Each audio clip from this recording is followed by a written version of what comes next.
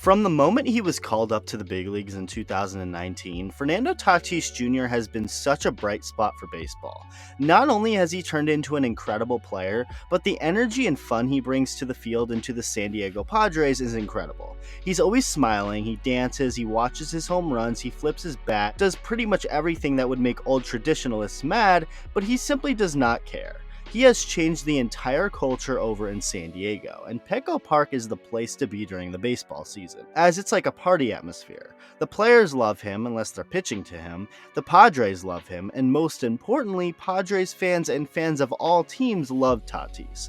He's become one of the more popular players in the game, and he's simply great for the game of baseball. Unfortunately, it looks like Fernando Tatis Jr. just made a big mistake. During the 2021 season, Fernando Tatis Jr. was incredible, hitting .282 with a .975 OPS, swatting 42 home runs, the most in the National League, became an All-Star, won a Silver Slugger Award, and finished third in the NL MVP voting. To add on to all of this, he was just 22 years old, and certainly gave the Padres all the more reason to be okay with giving him the big 14-year contract before that season. The offseason came and went, and although Tatis did get into a motorcycle accident back in the Dominican Republic, he was deemed okay and ready for spring training. Upon arriving to spring training, it was revealed that Tatis had fractured a part of his wrist, having to get surgery and being forced to miss at least the first 3 months of the season.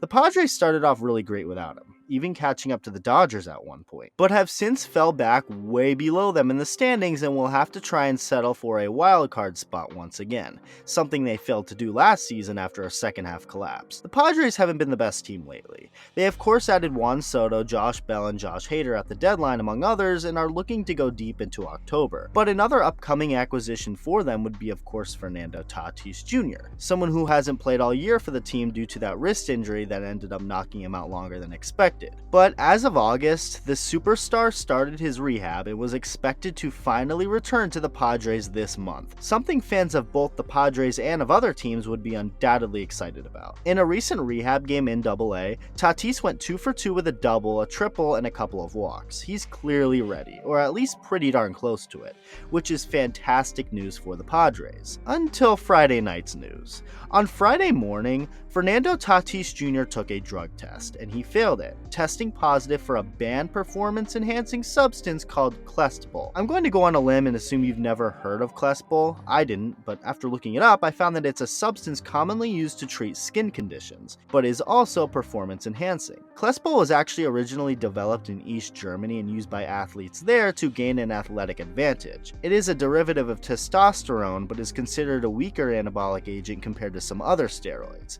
So Tatis could have used worse, but it's also of course a banned substance for a reason, something that, like I said, helps out with athletes to gain an advantage. This is obviously a huge blow to the Padres, and also just a horrible look for Tatis. Whenever someone gets popped for steroids, it's either a big deal or not a big deal. It's not a big deal if it's just some random schmuck, but if it's Fernando Tatis Jr., it's a huge deal. Tatis went out and immediately issued a statement on the matter, claiming he used a medicine to treat ringworm that had Clestibol in it, something he didn't realize was banned apparently.